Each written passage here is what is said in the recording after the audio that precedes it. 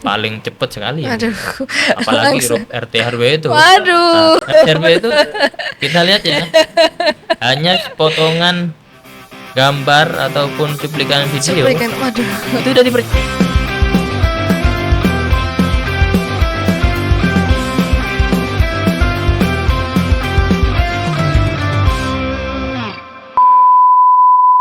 Halo Sobat Memo, senang sekali bisa menyapa kembali. Saya Hanum. Hari ini di podcast Memo episode kali ini saya akan berbincang dengan salah satu bintang tamu yang luar biasa dan juga kita akan membahas sesuatu yang baru gitu. Dan hari ini saya tidak sendirian ya. Saya bersama Bapak Muhammad Arifuddin Ashum selaku Ketua Bawaslu Kota Malang. Bapak, bagaimana kabarnya hari ini? Alhamdulillah baik, Mbak Anum. Baik. Perjalanannya tadi ke kantor Memo? Iya, lumayan macet ya. Macet. Dari Dari mana tadi, Pak? Dari kantor karena Dari kegiatan kebetulan jadwal piket saya tadi di kantor kebetulan dan saya ke sini tadi. Berarti di sela-sela kesibukan mampir ke sini ya, Pak? Iya. Terima kasih Pak Arif sudah meluangkan waktunya. Dan Sobat Memo, hari ini kita akan mengobrol seru dengan Pak Arif ya, tentang terkait Bawaslu. Bapak, terkadang itu masyarakat masih belum tahu terkait pemilu ya. Pemilu itu dibaliknya tuh seperti apa gitu. Jadi buat teman-teman yang masih mikir Bawaslu itu ngapain sih gitu, kita hari ini akan bertanya-tanya sama Bapak Arif. Oke, langsung aja Bapak. Mungkin yang pertama bisa diceritakan nih dulu, kenapa Bapak terjun ke dunia pengawasan di pemilu gitu? Apa yang memotivasi Bapak gitu? Monggo. Berbicara tentang motivasi ya dan bagaimana saya bisa terjun ke Bawaslu itu memang ada cerita yang cukup panjang. Cuma saya persingkat saja. Awalnya memang kepedulian saya terhadap pesta demokrasi itu mulai dari saya duduk di bangku kuliah. Di sana saya bersama teman-teman sudah mulai mengikuti yang namanya kegiatan pemantau pemilu. Kebetulan dilaksanakan di Kabupaten Malang. Kemudian background saya sebenarnya bukan penyelenggara setelah saya lulus, tapi di sana hati saya terketuk karena saya melihat dari pemilu ke pemilu itu kok begini-begini saja gitu loh. Dan kita tahu sendiri ya siapa pemenang pemilu dari 2014 sampai 2019. Bisa dikatakan pemilunya hanya lempeng-lempeng saja. Mungkin yang paling heboh pada saat itu dengan kasus berita hoax ya, Ratna Sarumpait di situ. Cuman kenapa saya memilih untuk terjun? Ya, saya memilihnya mulai dari bawah, Mbak. Jadi nggak langsung di Bawaslu Kota Malang. Saya memulainya dari Panwascam. Panwascam kebetulan saya mencoba di situ dan sesuai dengan alamat domisili saya di Kecamatan Blimbing, saya daftar di sana. Nah, di sana ceritanya banyak sekali. Kemudian tidak diizinkan saya oleh istri awalnya untuk menjadi penyelenggara karena memang banyak ya hal-hal yang mungkin masyarakat lihat betapa sibuknya menjadi seorang penyelenggara khususnya di pemilu. Kalau di pilkada kan hanya singkat, sedangkan di pemilu ini untuk pra dan pasca pemilu ini masih panjang prosesnya. Betul.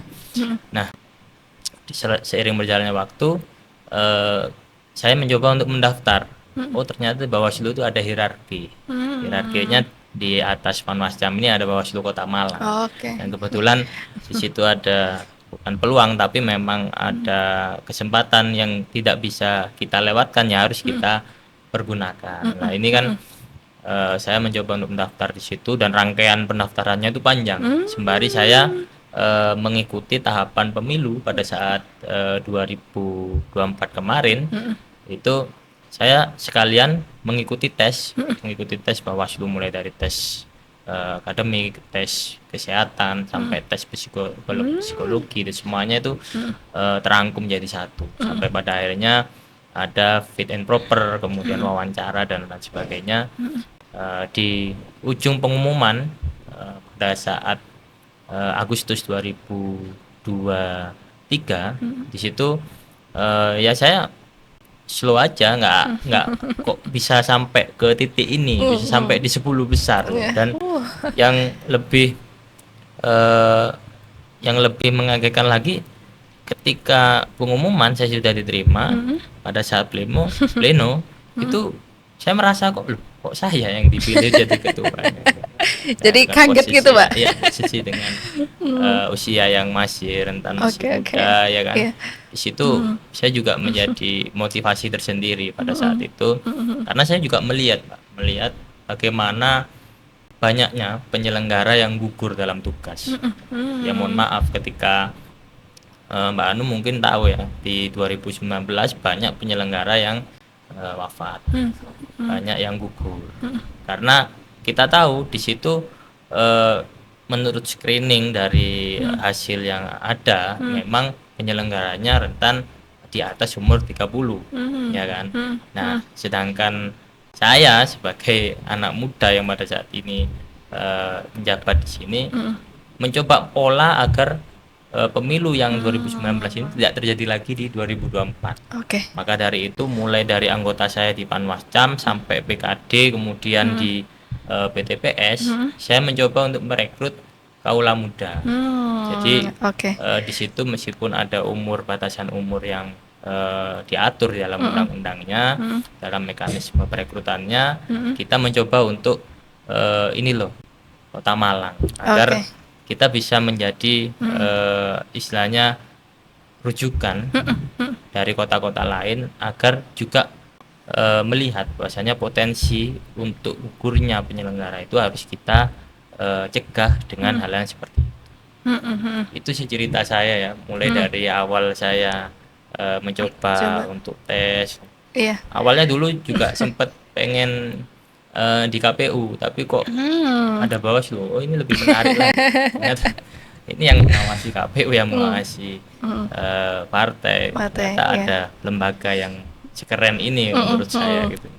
Itu Oke. Bandung. Dan tadi kan juga Pak Arief menyebutkan ya, di umur yang cukup muda ini, Iya. lalu menjadi ketua Bawaslu gitu ya. Dan ada sebuah tantangan, Pak. Apa ya? Dan juga mungkin dijelaskan karena orang-orang mungkin juga masih belum tahu apa sih tugasnya gitu, Iya. Pak. Iya. Kalau Monggo. tantangan jelas, tantangan, hambatan, dan Hambatan. ancaman pun juga banyak terkait Iya. dengan ya kita bisa melihat lah, masyarakat khususnya pasti akan bertanya-tanya, kok bisa sih ini figur seperti ini bisa jadi sosok komisioner. Oke.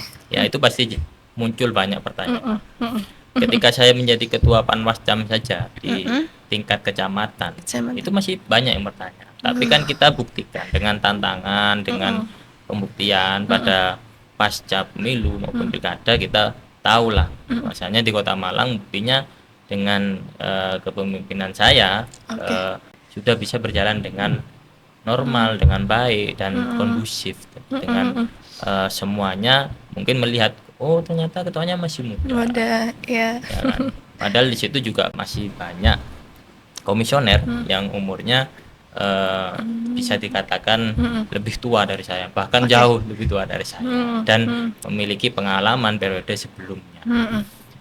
Tala ketika di Panwascam pun kita tunjukkan ke masyarakat dengan berbagai sosialisasi, dengan berbagai macam cara saya untuk bagaimana masyarakat ini juga tidak bosan ya, dan tidak jenuh dengan kegiatan demokrasi, pesta demokrasi yang berlangsung 5 tahunan itu ya hanya begitu-begitu saja. Nah, dengan hadirnya kami pada saat kemarin ya di pemilu ini sudah mulai berbeda dengan pemilu-pemilu sebelumnya. Ya mungkin dari cara penyampaian kita menyampaikan ke masyarakat, mengumpulkannya itu tidak hanya satu regu, satu grup dari lingkungan-lingkungan yang memang itu diperhatikan, tetapi dari saya sendiri, semua penjuru ataupun titik lokasi yang harus kita tekankan dari Kecamatan Blimbing yang khususnya 11 kelurahan itu saya kuasain semua. Jadi ada kewajiban dari anggota ataupun ya wis keluarga besar Panwascam Belimbing pada saat itu mampu untuk mengkondisikan wilayahnya masing-masing.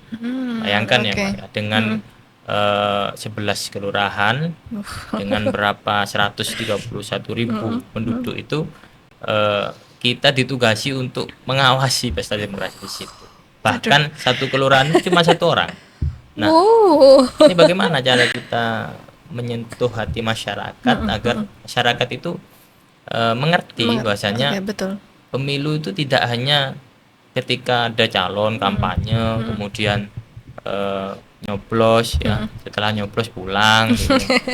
Tapi kita coba menghadirkan bagaimana euforia Betul. keberlangsungan dari pemilu itu Pemilu. sendiri bisa membekas di hati Betul. masyarakat itu sendiri, sehingga sosok yang mereka pilih ya itu bisa enak diajak komunikasi ketika sudah jadi ada istilahnya penyerapan aspirasi itu, masyarakat juga mampu untuk menyuarakan itu. Betul. Baik dari pesan WA ataupun pesan singkat ataupun pertemuan tatap muka Oke. ketika ada di masyarakat. Itulah yang diharapkan masyarakat sebenarnya. Ya, tidak hanya sebuah proses pemilu itu hanya berlangsung datang nyoblos pulang gitu Oke. loh. Sama Iya, aja iya. ketika jadi seorang mahasiswa ya, datang kuliah pulang. Pulang. Tapi nggak ada hal yang berkesan di situ, nggak ada hal yang menarik di situ. Oke. Maka dari situ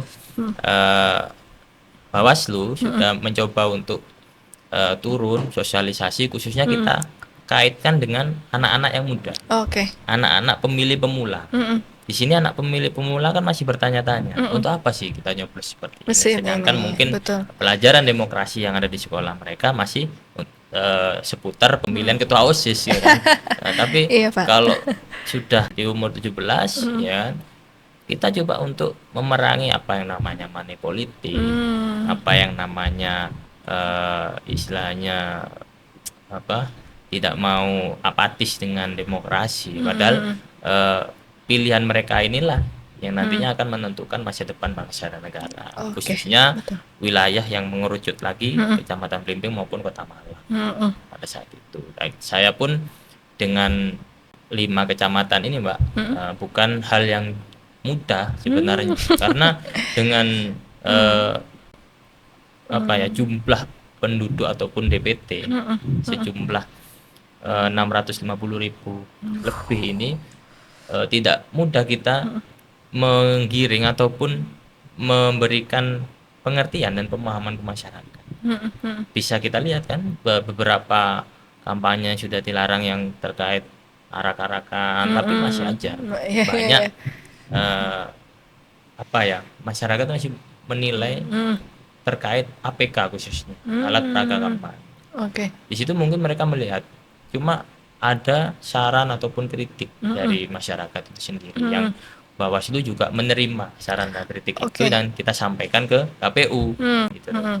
Kita bisa lihat kan kemarin ada yang bannernya dipasang Oke. di mana Oh, iya. sembarangan, dan itu kan kalau saya melihat ya kurang menarik, berbeda dengan pemilu yang ada di Jepang. Itu kan tertata rapi ya. Nah, ini tugas kita juga, tugas Bawaslu, tugas KPU, tugas masyarakat juga yang harus selalu menyuarakan. Oke. Menyuarakan bagaimana agar pemilu itu bisa tertata rapi, Pak. Agar pemilih juga senang ketika datang ke tempat pemungutan suara dan penghitungan suara, mereka antusias. Bisa dilihat ya pada saat pemilu kemarin, ketika mereka datang nyoblos pulang, tidak ada masyarakat yang memperhatikan bagaimana proses penghitungan suara. Iya, iya, iya. Ya, kita manusia. Ketika berada di lapangan atau di TPS, petugas itu hanya melihat ya pengawasan pada saat proses rekapitulasi. Itu pun masih ada yang kadang kelewat kita. Ya kan, saksi partai pun ya bisa dilihat, banyak saksi partai kadang pulang, kadang izin makan. Nah, ini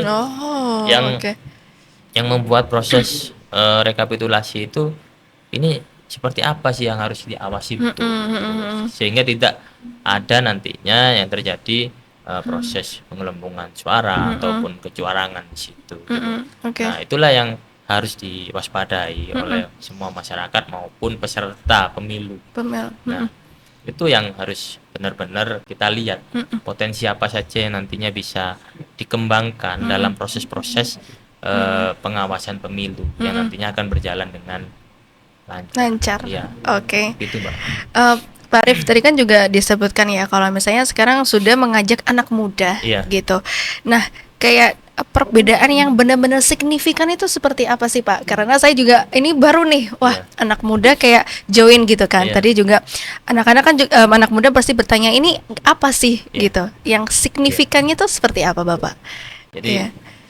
bisa kita lihat ya, kemarin persentase dari istilahnya apa ya, keterlibatan masyarakat dalam mencoblos itu hampir 80% pada saat pemilu Oke. kemarin dibandingkan pemilu yang sebelumnya. Berarti sosialisasi ataupun ajakan kita itu berhasil kan gitu loh. Oke. Dan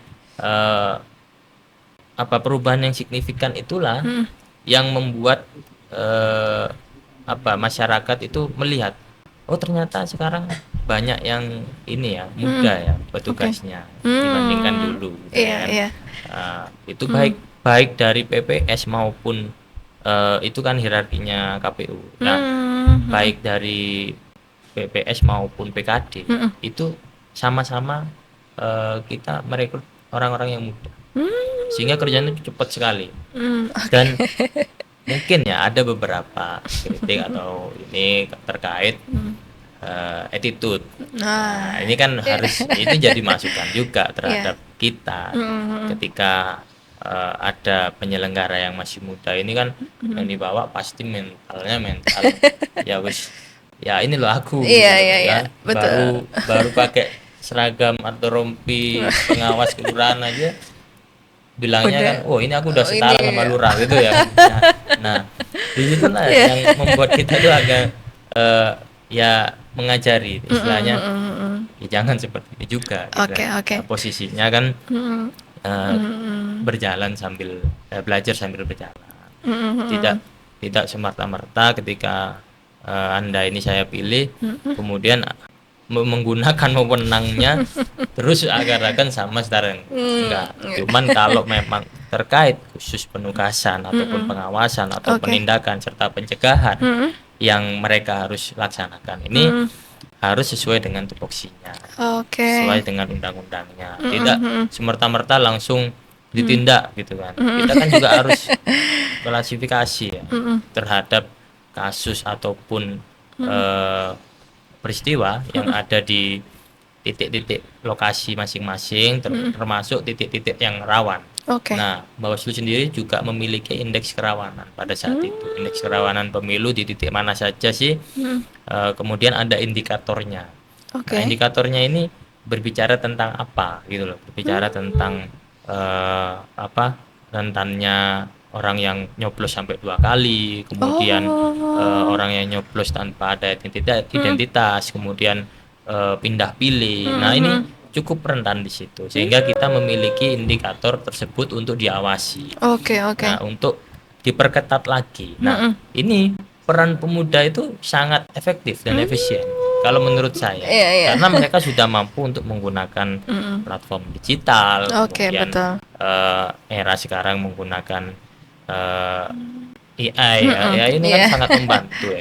Betul. Cuman ada hal yang AI ini juga tidak membantu juga. Oke. Nah, harus hati-hati juga. Iya. Karena kita harus menggunakan platform digital itu dengan prosedur yang jelas. Jelas, iya. Nah, pemuda-pemudi ya khususnya. Kemarin yang saya rekrut itu banyak bercerita. Dan banyak pengalaman yang mungkin mereka dapatkan. Sehingga ketika saya mengisi materi ataupun pembekalan kepada adik-adik ataupun ya nggak semuanya pemuda sih. Adapun orang-orang yang kami rekrut karena mereka memiliki pengalaman. Nah, sehingga kolaborasi antara generasi milenial ya Iya. dengan generasi yang sebelumnya Betul. ini sudah membaur. Sehingga yang generasi sebelumnya ini, ya kan, generasi baby boomer ini tidak mengerti apa itu yang namanya platform digital untuk laporan terkait form A dan lain sebagainya. Mereka berkolaborasi dengan yang muda-muda, sehingga ada ketermudahan, ada kemudahan tersendiri dalam sebuah pengawasan itu, sehingga hasilnya cukup maksimal. Oke. Itu, Mbak. Jadi memang itu ya Pak, kolaborasi antara milenial dan baby boomer itu memang sangat diperlukan. Iya. Kalau saya lihat itu unik juga, karena pembicaraan mereka ketika ada di kantor kecamatan masing-masing ya cair gitu loh, tidak ada kata yang baku, guyon dan sebagainya, tapi tugas selesai. Nah, disitulah saya mencoba untuk mengolah bagaimana sumber daya manusia saya yang ada di Bawaslu ini ya tidak rentan terhadap kritik. Nah, kita pasti dikritik. Kita pasti minimal ya pemberitaan tentang Bawaslu saja di dalam pemilu itu sendiri. Satu minggu tuh pasti ada berita tentang Bawaslu. Iya. Mulai dari tahapan pemuktahiran data, kemudian sampai ke pencalonan, sampai lagi di persiapan kampanye, persiapan pungut hitung dan sampai di rekapitulasi. Itu semuanya pasti ada pemberitaan terkait Bawaslu, dan yang pasti wawancara saya gitu. Dan ujung-ujungnya ke saya semua gitu. Sehingga saya sendiri melihat bahwasanya pemilu kemarin itu sebenarnya asik, dan Kota Malang itu jadi sorotan semua kota kabupaten Jawa Timur. Apalagi melihat Kota Malang yang cuma 5 kecamatan tapi penduduknya banyak sekali, kemudian pesertanya juga kritis gitu. Nah, bukan hanya masyarakatnya yang kritis, tapi pesertanya. Kita tahu ya Kota Malang ini kan terdiri dari berbagai masyarakat yang memang akademisi, kemudian ada yang praktisi, kemudian ada yang di bidang hukum dan lain sebagainya. Mereka juga pasti melihat gitu loh, proses perjalanan pemilu yang di Kota Malang ini sangat dinamis sekali. Betul. Iya. Sehingga saya sebagai ketua yang cukup dikatakan masih muda sekali, itu melihat persentase keberhasilan saya masih belum memuaskan kalau menurut saya. Tapi bagi masyarakat melihat dengan keberhasilan pemilu kemarin, mereka sudah menganggap bahwa saya berhasil gitu. Tapi kalau menurut saya sendiri, saya masih belum puas. Karena ya terus terang saja, pengalaman saya langsung terjun sebagai ketua Bawaslu Kota Malang itu memiliki tantangan yang cukup berat. Tantangan berat, Pak. Tidak hanya kritik itu dari eksternal, tapi kritik internal luar biasa sekali gitu. Nah, kemudian dari atasan-atasan saya juga banyak kritiknya gitu loh. Nah, sehingga saya coba bawa dengan gaya bacaan yang saya baca, kemudian saya terapkan dengan tindakan. Mungkin saya terlihat diam gitu, cuma pekerjaan itu selesai. Pekerjaan itu tidak pernah terbengkalai. Bahkan divisi-divisi yang ada pada saat itu juga saling support. Kalau di Bawaslu itu ketua nggak punya divisi, Pak. Cuman ketua wajib mengetahui bagaimana progres pekerjaan dari masing-masing divisi itu bisa berjalan. Nah, itu yang menarik. Ya. Di situ Bawaslu hadir untuk masyarakat sebagai pelayan. Pelayan ini dalam artian apapun yang menjadi informasi dari masyarakat Kota Malang, khusus pada peristiwa-peristiwa yang terjadi di pemilu 2024 kemarin, kita semua tampung, kita semua dengarkan ya Pak. Ya kita kerjakan sesuai dengan apa yang menjadi dasar informasi tersebut. Iya, dan izin menanggapi ya Bapak, apa namanya banyak kritikan ya. Saya tadi juga sepakat kalau misalnya memang masyarakat itu ingin didengar gitu Pak. Betul. Nah, Itu dari Bapak sendiri, dari Pak Arief sendiri, dari Bawaslu juga, apakah ada sebuah taktik, Pak? Misalnya nih ada masyarakat yang lapor A Iya. gitu, dan bahwasanya kan memang menerima kritik ya, Pak, Iya. menerima masukan, Iya. masyarakat memberikan saran gitu. Gitu. Bagaimana, Pak, menerima hal tersebut dan menanggapi hal tersebut Iya. seperti itu?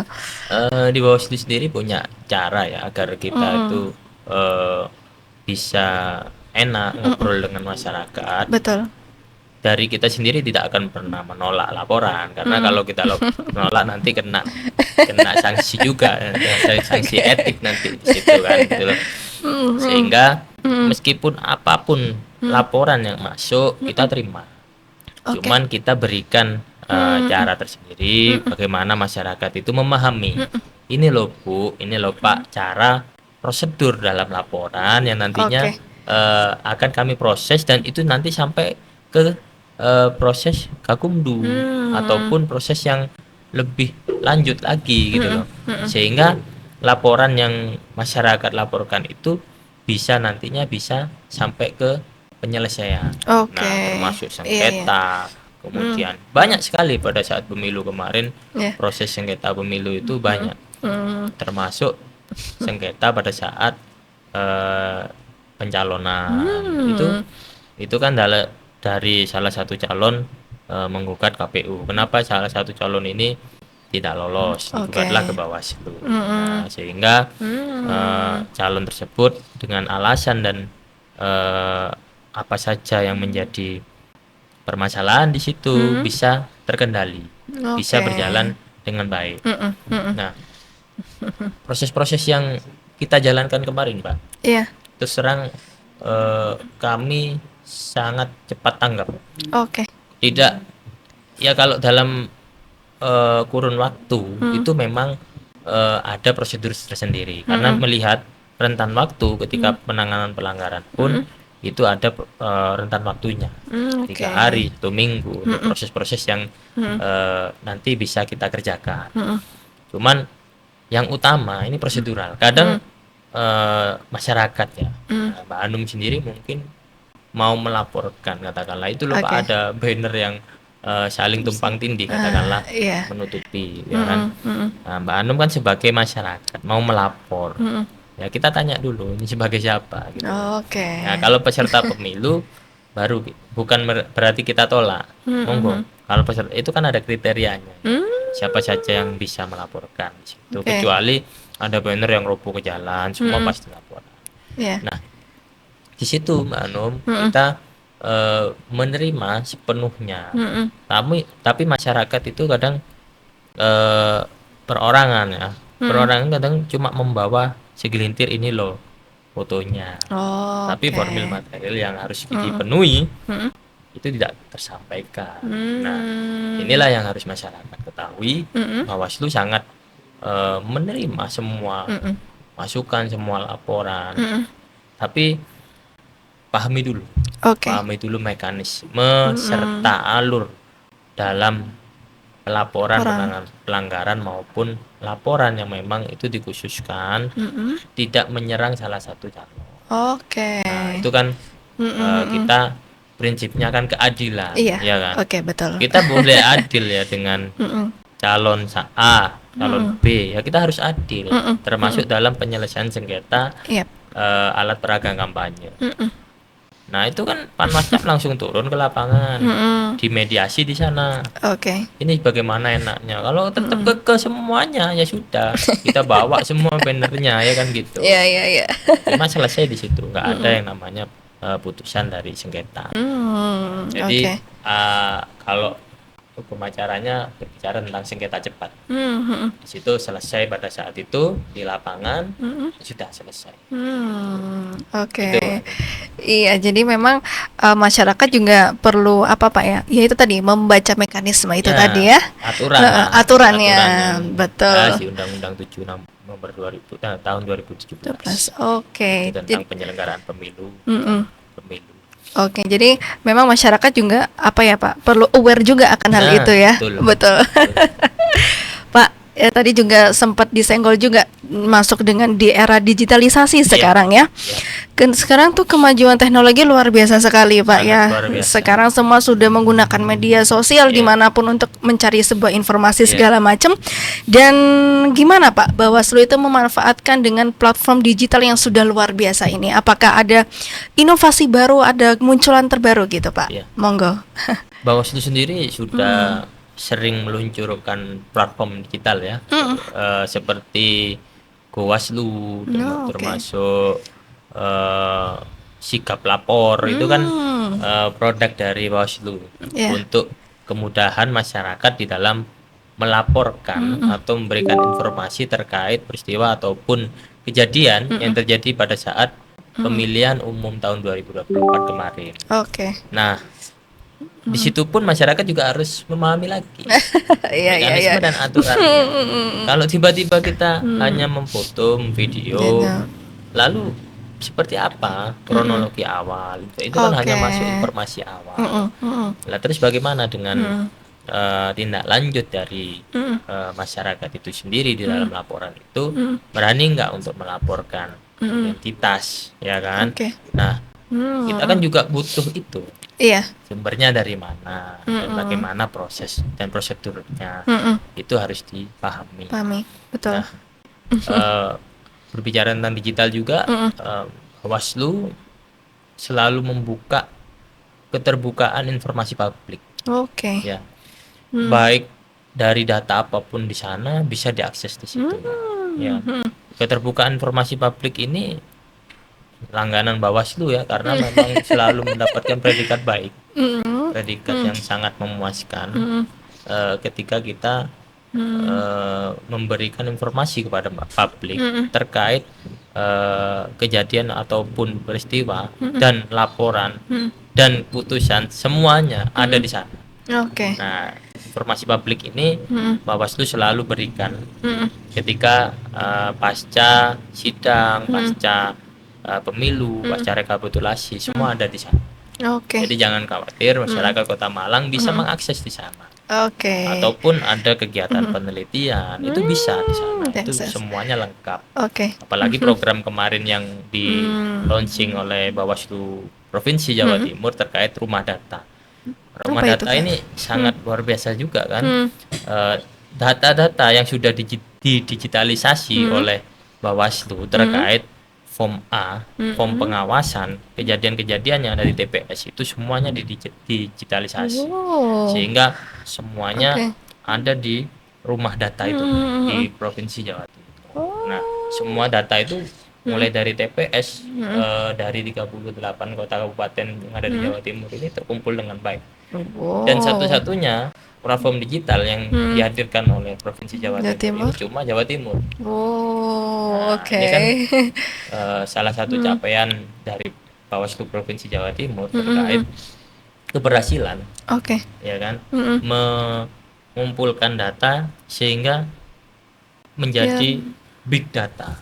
Big data ini kan yang dicari oleh masyarakat, yang dicari oleh akademisi, dicari oleh peneliti, semuanya pasti di situ. Sehingga ada kemudahan tersendiri untuk mengakses. Itu maaf Pak, website atau aplikasi tadi ya? Semacam aplikasi. Jadi yang bisa diakses oleh semua. Itu namanya rumah data. Rumah data. Di Bawaslu Jawa Timur. Udah di launching. Jadi ada peristiwa apa, kejadiannya di mana, di tahun berapa ada. Iya khususnya Pak. Di tahun 2024 loh Pak ya. Untuk tahun 2019-2014 kita nggak memiliki data itu. Karena kan apa ya istilahnya, pola kepemimpinan atau regenerasi dari berlanjutan dari kepemimpinan itu berbeda-beda. Hasil di tahun 2024 ini Bawaslu Jawa Timur membuat gebrakan itu. Jadi memang gebrakan ini kan juga memudahkan ya Pak ya. Memudahkan masyarakat untuk melihat. Jadi memantau pun masyarakat pun juga butuh data. Baik calon, ketika Mbak Anu mau mencalonkan nih ya, nanti ya nggak tahu ya, juga takdir manusia. Siapa tahu tiba-tiba nyalon lah salah satu partai di Kota Malang kan gitu ya. Nah, itu nanti coba dipelajari di sana banyak data. Oh, di TPS ini dulu yang menang, ini yang menang ini. Oke. Nah, itu kan bisa kelihatan dari sana.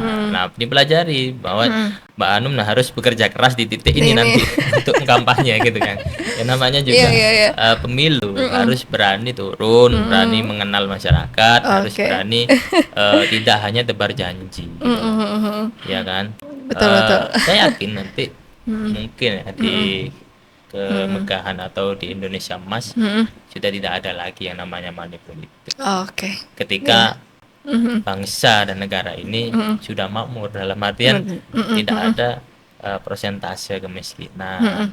Karena mereka sudah menganggap uang itu bukan hal yang dibutuhkan, tapi sudah ya wis kayak biasanya berjalan kayak biasanya. Jadi nggak melihat bahwasanya uang sebagai kebutuhan, tapi hanya alat tukar saja. Alat tukar. Karena Oke. bangsa negara kita udah makmur. Makanya selalu kita dukung program apa saja yang menjadi yang digagas oleh pemerintah, ya kita dukung. Iya. Misalkan itu semua bisa berjalan dengan baik.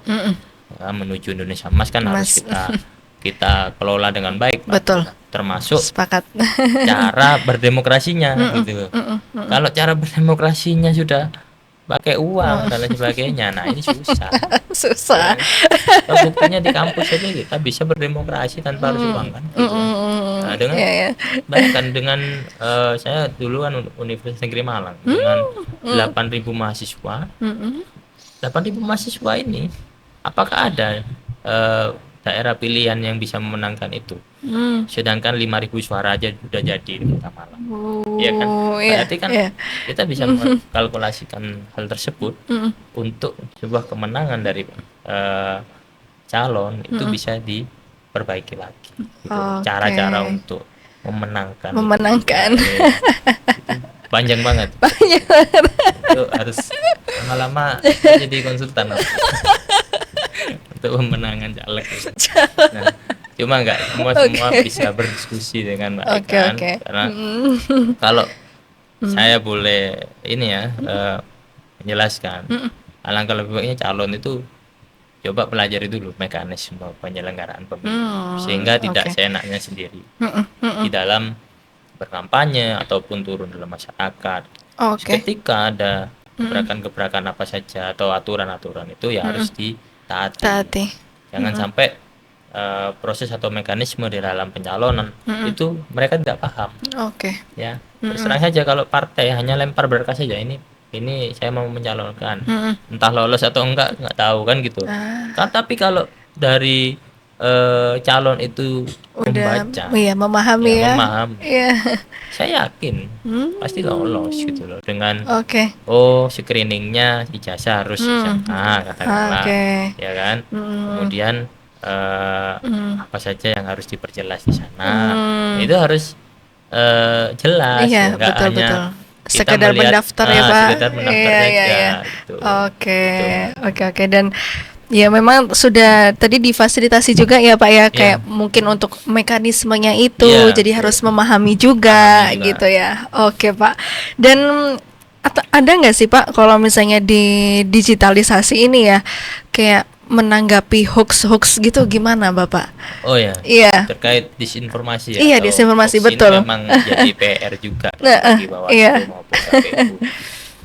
Jadi saya mencoba kemarin Pak, bukan merekrut tapi saya sendiri sih melihat banyaknya akun seseorang yang lebih dari 2 atau 3.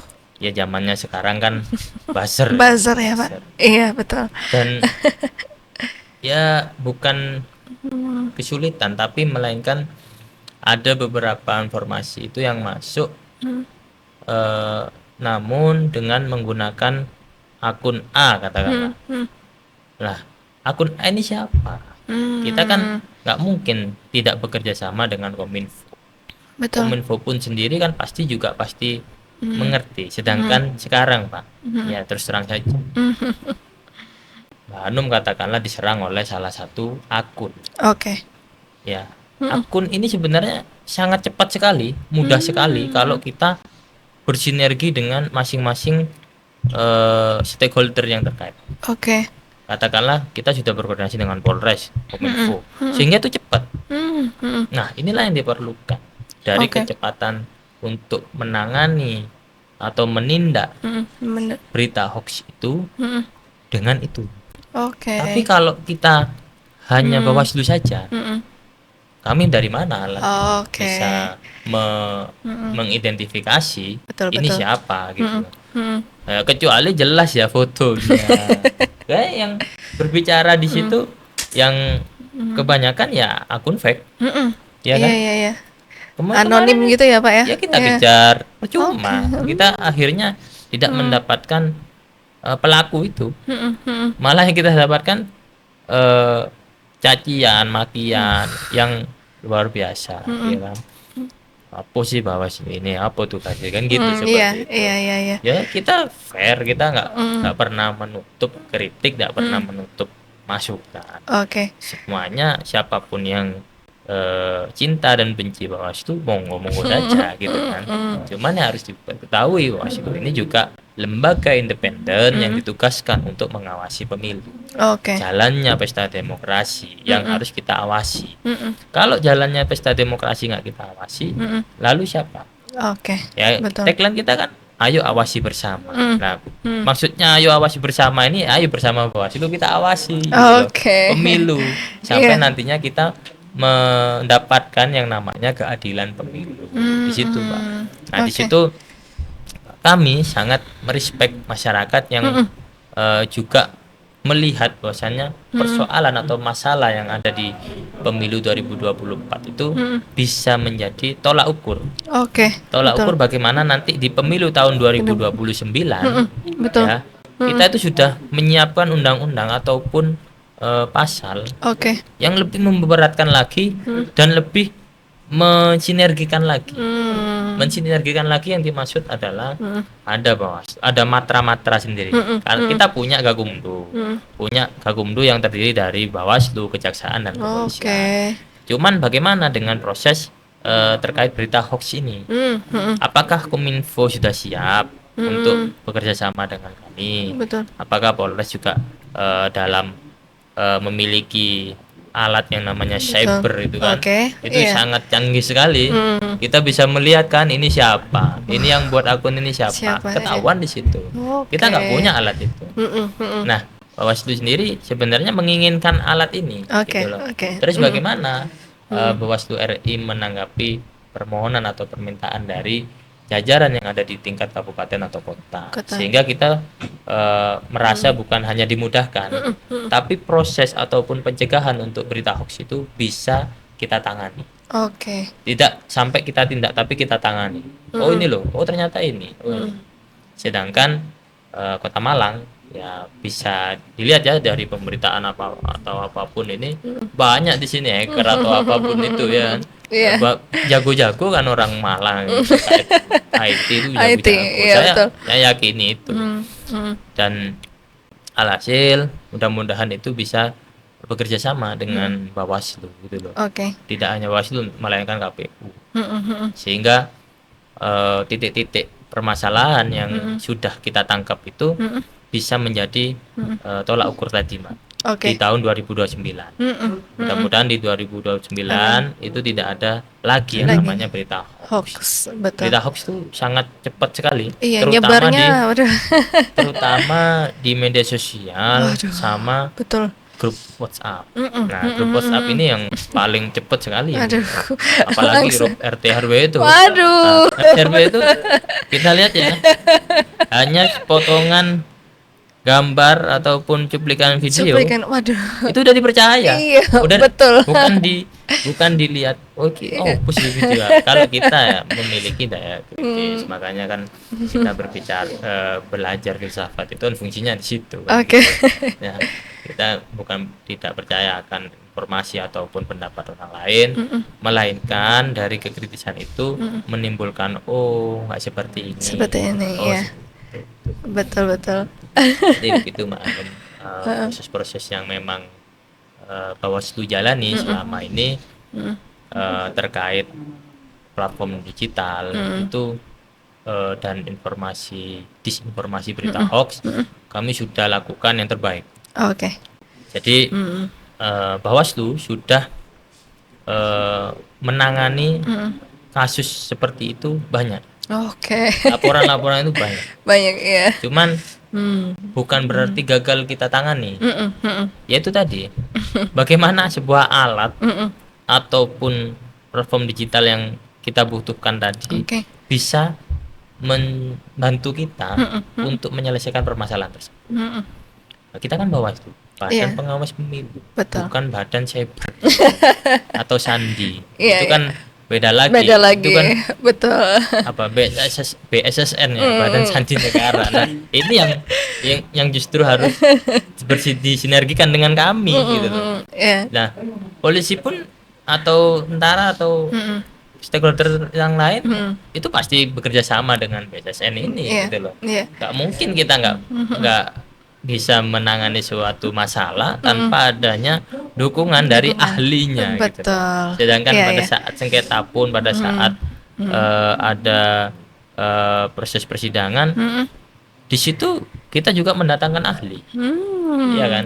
Oke. Nah, ahli itulah yang nantinya akan kita pakai, kita buat rujukan sehingga dari putusan itu muncullah sebuah putusan yang terbaik. Itu Oke. tanpa mengesampingkan prinsip keadilan. Itu Mbak Anu. Oke, Pak Arif, luar biasa sekali Pak ya. Tapi saya tadi sepakat Pak ya tentang hoax itu ya. Iya. Kalau misalnya kesebar di grup itu kadang mohon maaf minim literasi juga kan, Iya, langsung betul. kayak percaya akan hal itu. Aduh, itu bikin pusing. Dan tapi Pak, apakah dari Bawaslu sendiri itu ada sebuah apa Pak ya sosialisasi kah biar orang-orang mungkin untuk kedepannya tadi ya di 2029 itu orang-orang kayak ini tuh beritanya harus jangan ditelan mentah-mentah gitu, dan juga apakah kedepannya juga tadi akan ada kerjasama dengan Polri segala macamnya, bagaimana Pak? Ya. Jadi terkait hasil yang sudah kita laksanakan terkait sosialisasi, terutama masalah berita hoax dan disinformasi ini, kita sudah sebarkan semua. Bahkan pamflet pada saat pemilu kemarin kita sudah pasang, Oke. ya kan? Kita sudah pakai di media sosial. Kemudian Bawaslu RI juga meluncurkan video-video tentang hoax itu Hoax tadi, itu. Oke. sehingga masyarakat harusnya peka, harusnya melihat kejadian tersebut tidak hanya terjadi pada saat pemilu, melainkan pada kegiatan kita sehari-hari ini. Oke. Ya. Iya, iya. Kegiatan sehari-hari ini, sadar saya pun juga pernah ditipu gitu loh. Dalam arti itu loh, ada penculikan, ternyata bukan Penculikan. ya kan. Kemudian rame-rame bahwasanya ada orang dipukuli pada saat pemilu, nah, katanya menyebar uang, ternyata memang maling kan gitu. Nah, ini kan yang harus dihindari oleh Iya, iya, masyarakat, iya. sehingga masyarakat itu bisa menilai, melihat bahwasanya jangan asal menyebarkan yang namanya tradisi lisan. Oke. Nah, Iya. kalau sudah berbicara tradisi lisan, kalau masalah rasan-rasan ya kota orang Kota Malang ini jagonya ya kan. Jagonya. Ya nggak hanya Kota Malang sih, Iya, iya. semua daerah mungkin itu sudah menjadi tradisi ya, tradisi lisan. Ya. Rasan-rasan itu tradisi lisan. Sehingga dari rasan-rasan itu muncullah iku loh, wis dipenehi ya sama calon ini. Nah, dari situ oke. kan muncul ya, muncul yang namanya tradisi lisan mengacu kepada sumber lisan. Nah, sehingga kita mencari ini siapa yang berbicara awal. Oke. Nah, kita runtut lagi, ternyata yang berbicara anak kecil, ya kan? Kemudian berita hoax lagi, adanya perobekan APK, katanya ini yang pelakunya orang dewasa, ada 4 orang. Kita lihat di CCTV ternyata anak kecil. Nah, ini kan yang harus harus kita waspadai, harus kita Oke, sharing oke. dulu sebelum sharing dulu sebelum sharing kan seperti itu ya. Jangan asal menyampaikan berita, Betul. tapi berita itu tidak ada keterkaitannya dengan peristiwa ataupun kejadian pada saat pemilu. Iya. Nah, ini yang harus kita pelajari secara bersama. Bersama. Iya, iya, iya. Dan itu bukan hanya tugas kita gitu. Oke, Semua masyarakat wajib memberikan pemahaman. Baik Pak Hanum mungkin di sini sebagai apa? Wartawan atau Dari media sosial, tim medsos. Iya. media sosial malah lebih bagus kan harusnya gitu, terkait berita hoax. Berita, Itu betul. setiap hari kita harus perangi itu, Pak, gitu loh. Bahkan pemberitaan terkait penyerangan salah satu calon ataupun calon lain, kemudian penyerangan penyelenggaranya juga, ini harus diantisipasi. Oke, betul. Nah, yang paling efektif menurut saya tidak hanya berbicara tentang undang-undang atau hukumannya, Oke. melainkan Tapi? pendekatan kita. Pendekatan Kita kepada masyarakat ini, wus lah ojo seperti itu. Udah. Kan seperti Oke. itu. Iya, iya. Dan yang mendengar pun ini harus sudah memberhentikan berita itu di situ. Oke. Ini berita nggak benar, kan seperti itu. Iya. Loh, meskipun debat di situ, tapi kan sudah menjadi bagian dari pencegahan. Daripada langsung sampai nanti ke RI dan kayak kasusnya Ratna Sarumpait itu kan, Iya. ternyata ketika ditelusuri memang operasi plastik kan seperti itu, ya kan? Ya, dan di Kota Malang pun banyak hal yang seperti ini gitu loh. Yang informasinya ini menyebarkan uang, ternyata ada juga ya mohon maaf ODGJ. Nah, ini kan yang harus dipahami secara bersama oleh masyarakat Kota Malang. Ya, kalau memang itu berita betul, harus disesuaikan dengan hasil penelusuran. Oke, ya, dan memang masyarakat memang harus aware ya Pak, Ya, sekali lagi betul ya. sekali. Iya. Terus menerima dan Betul. memahami Memahami juga. Jadi kan kalau misalnya pihak Bawaslu aja yang apa ya istrinya Pak, menggembor-gemborkan tapi masyarakatnya Ya, itu kan percuma kembali ya lagi. Pak. Iya, kembali lagi. dibayar oleh negara, Iya. dibayar oleh masyarakat, kembali Oke. ke masyarakatnya sendiri. Jangan merasa masyarakat bahwasannya Kota Malang ini dengan pesta demokrasi 5 tahunan Oke. hanya seperti itu saja. Tapi coba kalau kita pelajari berapa anggota DPRD yang terkena kasus korupsi. Oke. Nah, Iya. di situ kan masyarakat harus belajar. Betul, Masyarakat betul. harus melihat. Masa saya harus memilih? Ini. Oke. Nah, itu kan. Betul, Bukan sepakat. berarti saya mengajari masyarakat agar tidak memilih orang yang tersandung Misalnya. atau terkait kasus pidana, Oke. tapi melainkan masyarakat juga harus kritis di sini. Yes. Loh, Iya. sekarang udah zamannya konten, ya nggak ada salahnya anggota DPRD itu buat konten, ya kan? Iya. Turun ke masyarakat, yang penting jangan dibuat-buat gitu loh Oke, ya. oke. Apa adanya aja gitu loh. Kalau apa adanya itu masyarakat lebih respect, lebih melihat bahwasanya oh ternyata bisa lah ini dipahami, oh ternyata bisa ini dikerjakan. Seperti itu. Iya. Oke. Iya. Baik, terima kasih penjelasannya Pak Arif ya. Dan ini memang sebuah edukasi ya Pak ya. Ya, Buat dan edukasi. sekali lagi masyarakat memang harus aware akan hal itu ya. Pak, untuk di Kota Malang ya dan juga selama Bapak sebagai ketua Bawaslu, pelajaran terbesar dalam pelaksanaan pemilu itu seperti apa, Pak? Adakah selain tadi kita sudah berbicara tentang digitalisasi, juga berita hoax itu, ada nggak sih Pak yang benar-benar kayak ini harus dicegah gitu? Iya. Ya, jadi berbicara tentang pencegahan, memang ada divisi saya itu divisinya koordinator divisi pencegahan dan humas. Hal yang patut kita cegah sebenarnya kalau dalam pemilu itu ya selain berita hoax, ada lagi kesiapan kita di dalam menyiapkan penyelenggaraan pemilu itu sendiri. Oke. Ya, mulai dari pemuktahiran data. Pemuktahiran data pemilih itu kita harus sinkronkan dengan Dispenduk. Oke. Ya kan? Banyak nggak sih perpindahan masyarakat atau penduduk yang pindah ke Kota Malang atau yang keluar dari Kota Malang atau yang baru berumur 17. Sebenarnya itu kan kita bisa kalkulasikan, Oke. bisa kita siapkan 1 tahun sebelumnya, Oh. ya kan? Oke. 1 tahun sebelumnya anak ini nanti akan berumur 17, pasti sudah akan kita siapkan di situ, ya kan? Betul. Ini prosesnya, ini administrasinya. Nanti tanggal segini kan kamu sudah berumur 17 deh, ya sudah bisa bisa mencoblos Mm-mm. gitu. Oke. Kemudian selain itu aturan. Nah, aturan ini yang harus kita coba gaungkan terus ya. Masyarakat harus tahu. Oke. Jangan merasa bahwasannya ketika kita menerima uang pada saat pemilu ya kan, itu tidak ada pidananya. Mm-mm. Mm-mm. Ya memang pada saat pemilu itu yang dipidana yang memberi, Oke. ya kan. Iya. Cuman yang diberi nggak dipidana. Mm-mm. Cuman kan terkait money politik ini Pak, Oke. ini saya rasa penyakit ya, dalam artian kalau tidak di apa ya, nggak segera diberantas Berantas, ataupun betul. dicegah, Jadi, itu nggak selesai. oke.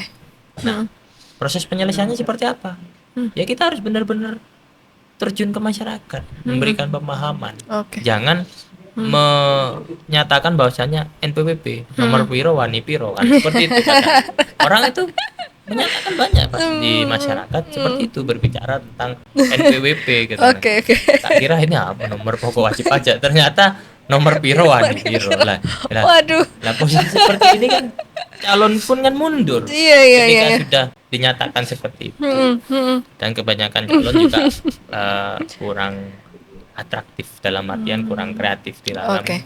Sebenarnya kan kalau kita mau menggait suara ataupun menggait hati masyarakat itu Oke. minimal kita silaturahim Oke. ya. Contoh kecil saja ketika ada orang meninggal ya kan, kita meskipun itu bukan daerah pilihan, kalau memang niatnya atau ada niatan untuk menyalonkan ya silakan seperti itu. Oke. Nah, Iya. banyak hal yang harus dievaluasi terkait pemilu 2024 kemarin. Oke. Termasuk indeks kerawanan pemilu itu juga harus ditambah. Ya kan? Ditambahnya dalam kerawanan apa?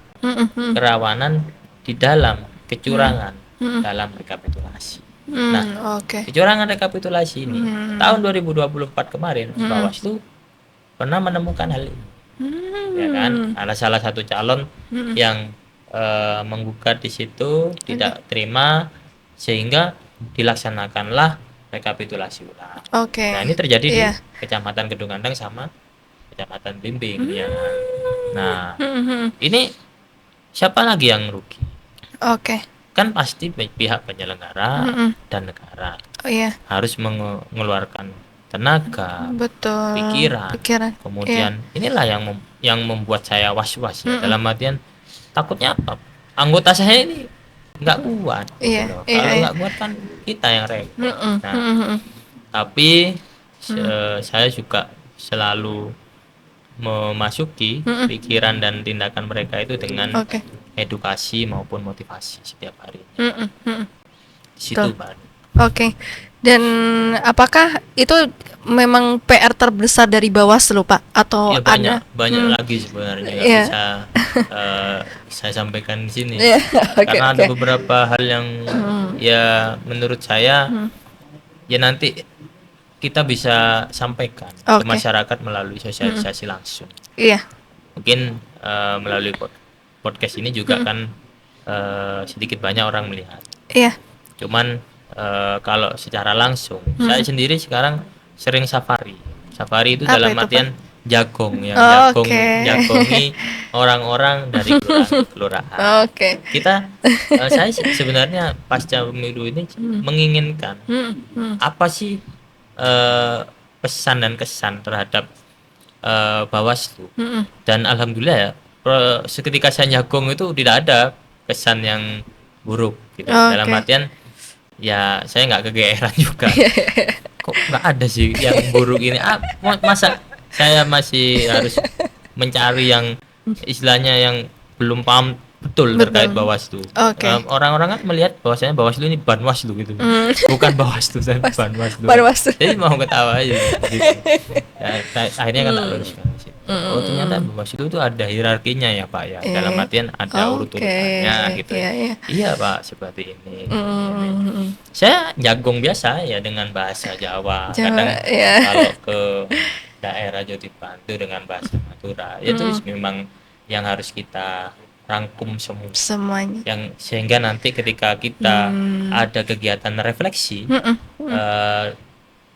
bersama Forkopimda, Oke. semua akan tercurahkan. Mm-mm. Unek-unek masyarakat yang ini loh Pak, TPS saya itu pada saat pemilu itu jauh sekali gitu. Nah, ini ada nih, seperti ini. Nah, Iya, iya, iya. saya langsung ya jadi catatan saya. Oke. Ini loh Pak, TPS-nya belum ramah disabilitas. Ini Iya, anak iya. saya juga pengen lah nyoblos gini. Bukan karena uang, tapi Oke. kita mempelajari anak-anak yang disabilitas itu untuk peduli dengan demokrasi. Demokrasi ini sangat banyak Banyak, untuk iya, iya. kita melihat luasnya pikiran kita, Oke. luasnya pengetahuan kita tentang demokrasi itu Demokrasi. bisa berjalan dengan baik.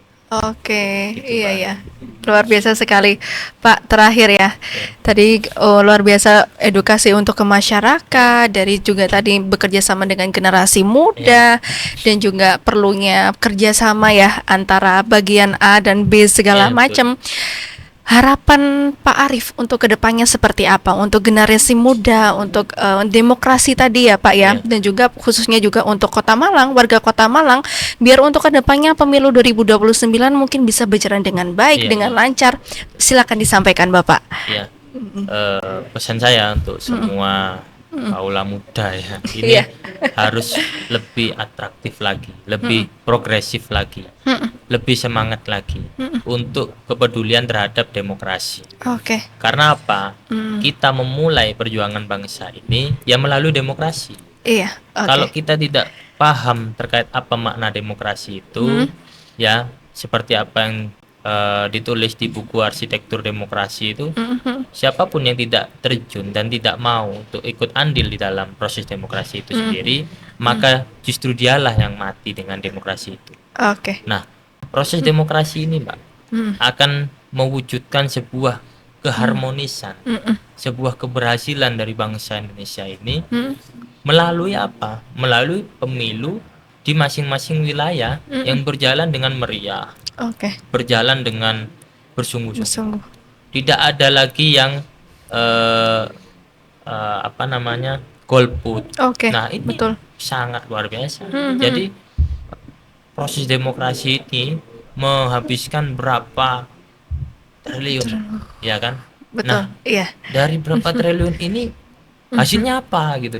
Jangan cuma yang standar-standar saja, tapi hasil yang luar biasa ini seperti apa? Oke. Jangan sampai kita membohongi diri kita sendiri. Iya. Bahwasanya kita ala percuma nyoblos seperti ini. Tapi lama 2 minggu 3 minggu ketika dilantik, kok gini? ya Iya, betul. prosesnya, kok gini pemerintahannya loh. Kamu nyoblos sih enggak kan gitu? Ini nyoblos tapi bukan Yes, itu ya. Iya, iya, iya. Padahal kalau kita tahu dia sendiri tidur pada saat enggak nyoblos ya kan. Pada saat kampanye nggak bersuara, nggak bertanya Oke. apa saja program unggulan Oh, Bapak, iya. apa Betul, saja yang bisa betul. diberikan oleh masyarakat kepada masyarakat oleh Bapak.